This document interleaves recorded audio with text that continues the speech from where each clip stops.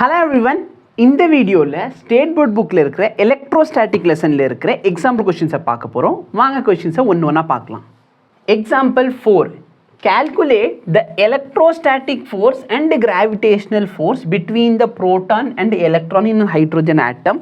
They are separated by a distance of இவ்வளோ distance separate ஆகிருக்காங்க. ஓகேவா?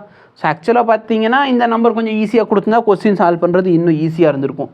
Maybe அவங்க டிஸ்டன்ஸை வந்து சப்போஸ் 1.6 into 10⁻⁻11 கொடுத்தாங்கன்னா நம்ம சார்ஜில் இருக்கிற டிஸ்டன்ஸும் இந்த டிஸ்டன்ஸ் கேன்சல் ஆகிருக்கும். பட் இது வந்து ஆக்சுவலாக இருக்கிற வேல்யூ ஒரு ஹைட்ரோஜன் ஆட்டம் எடுத்திருக்கீங்கன்னு சொன்னால் அதில் வந்து எலக்ட்ரானும் ப்ரோட்டானும் இந்த டிஸ்டன்ஸில் தான் செப்பரேட்டாக இருக்கும். இந்த magnitude of charge of electron and proton are எலக்ட்ரானும் ப்ரோட்டான் கொடுத்துட்டாங்க. நம்மள்ட்ட எலக்ட்ரோஸ்டாட்டிக் ஃபோர்ஸும் கிராவிடேஷனல் ஃபோர்ஸ் கேட்குறாங்க. ஓகேவா?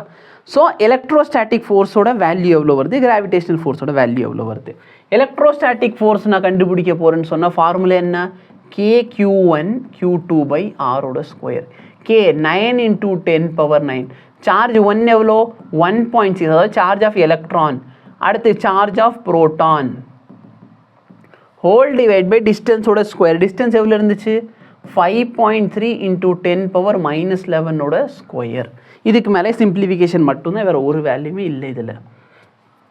ஆக்சுவலாக சிபிஎஸ்சி புக்கில் ஒரு கொஷின் இருக்கும், நான் காட்டுறேன் இல்லை சால்வ் பண்ணியிருக்கேன், நீங்கள் பார்க்கலன்னா அதை பார்க்கலாம். சேம் டைப் ஆஃப் கொஷின் தான். ஸோ இது மல்டிப்ளை ஆகிடுச்சு. அடுத்து divide by 5.3 divide by, so answer என்ன வருது? 0.820. பவரில் என்ன இருக்குது பாரு, இது 9, இந்த இடத்துல 10⁻11 ஸ்கொயர் பண்ண 10⁻22. 22 மேலே கொண்டு போயிட்டா ப்ளஸ் 22. அப்போ 9 + 22 -19 -19. ஸோ 10⁻7. இதனை எப்படி எழுதிக்கலாம்? 8.20 into 10⁻8 நியூட்டன். ஓகேவா? இதுதான் எலக்ட்ரோஸ்டாட்டிக் ஃபோர்ஸ். அடுத்து கிராவிடேஷனல் ஃபோர்ஸோட ஃபார்முலா என்ன? Gm1 m2/r². ஸோ ஜியோட வேல்யூ என்ன?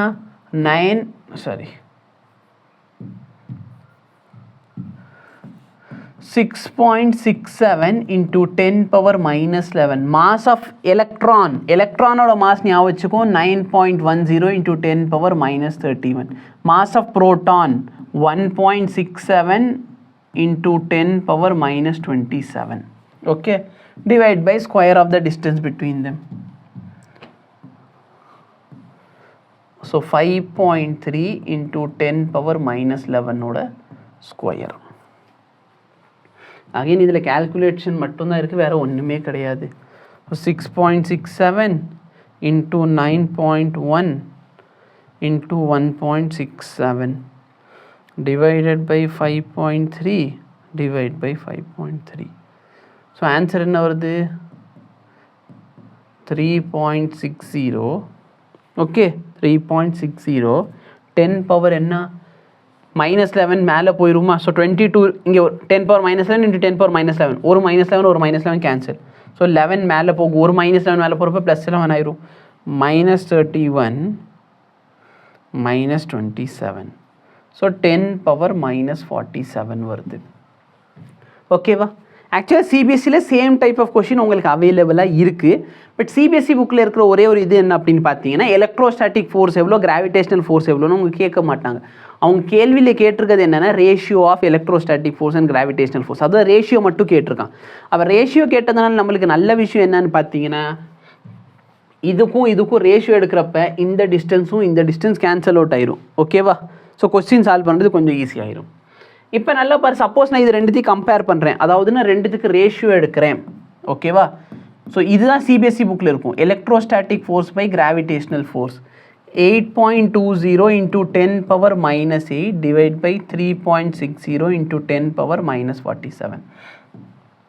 அப்போது லாஸ்ட் டைம் ஓகேவா, 2 நாளைக்கு முன்னாடி இந்த கொஷின் நாங்கள் சால்வ் பண்ணுறப்ப இது ஒரு பையன் சொன்னான். ஓகே சார், இது வந்து வேல்யூ 2.something வரும். ஏன்னா ஆப்வியஸ்லி 3.6 2ஆல் மல்டிப்ளை 7.2 கிடைக்கும். அப்போ இந்த வேல்யூ 2.something கிடைக்க போகுது. நான் உடனே அந்த பையனை வெரி குடியா தம்பி அப்படின்னு சொன்னேன். அடுத்த ஒரு பையன்கிட்ட சொல்கிறேன், இதோட ரேஷியோ என்ன வரும்? அவன் வந்து சார் ஒரு ஆக்சுவலாக 9 வந்துச்சு அன்றைக்கி. அன்றைக்கி 9 வந்துச்சா எனக்கு ஞாபகம் இல்லை. 9 வந்துச்சு. 10⁻⁹ போட்டோமா? இது ஞாபகம் வர மாட்டேங்குது. ஏன்னா 9 5 45ன்னு சொன்ன மாதிரி என்ன பண்ணோம்.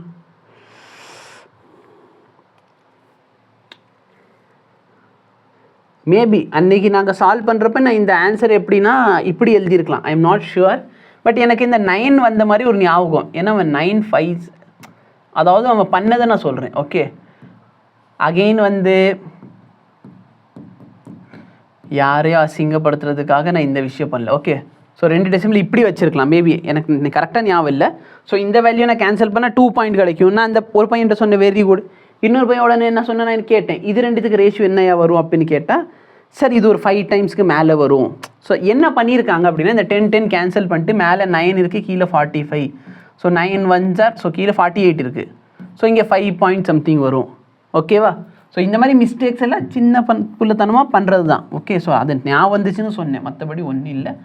ஸோ எனக்கு 2 பாயிண்ட் சம்திங் இதை மேலே கொண்டு போயிட்டேன்னா எனக்கு 10⁻⁻ +39 அப்படின்னா என்ன அர்த்தம்? ஈவன் இந்த இடத்துல சால்வ் பண்ணாலும் எனக்கு அதே தான் கிடைக்கும். ஓகேவா? இந்த வேல்யூ வச்சு சால்வ் பண்ணாலும்